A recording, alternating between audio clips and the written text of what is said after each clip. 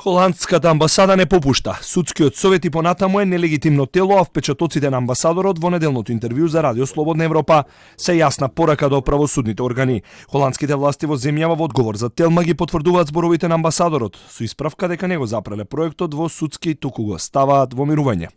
Во интервјуто амбасадорот изјави дека судскиот совет го загубил својот легитимитет. Впечатокот беше потврден и од председателот Пендаровски ден потоа. Како резултат, ние не го запираме проектот, туку го ставаме во мирување. 3 новинарски прашања и 14 минути одговори не му беа доволни на новоизбраниот председател Сашко Георгиев да ја разубеди холандската амбасада дека невисокото правосудно тело не е корумпирано и под политичко влијание.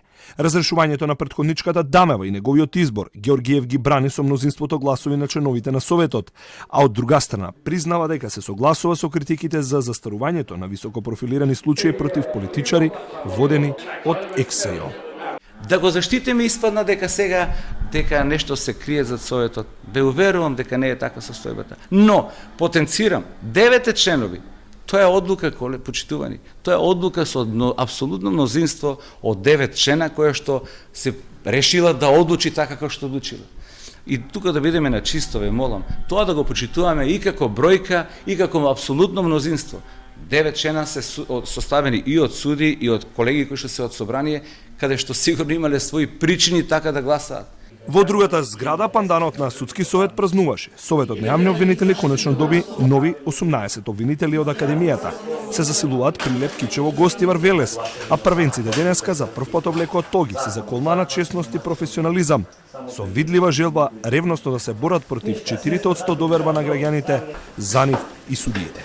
Треба да се споделуваат и други параметри на тие анализи, како што е број на решени и нерешени предмети. Не може да се генерализира дека целото јавно обвинителство не работи добро. Треба да се презентираат извештаите, колку годишно имаме сработено. Ние во обвинителство изготвуваме и месечни извештаи, така да сите тие параметри треба да се согледуваат за да се дојде до вистинската бројка на ефикасното работење на јавното обвинителство. И тука доаѓаме до фактот дека само тројца треба да ги сработат сите тие предмети. Да, и секоја трета недела 24/7 дежурен.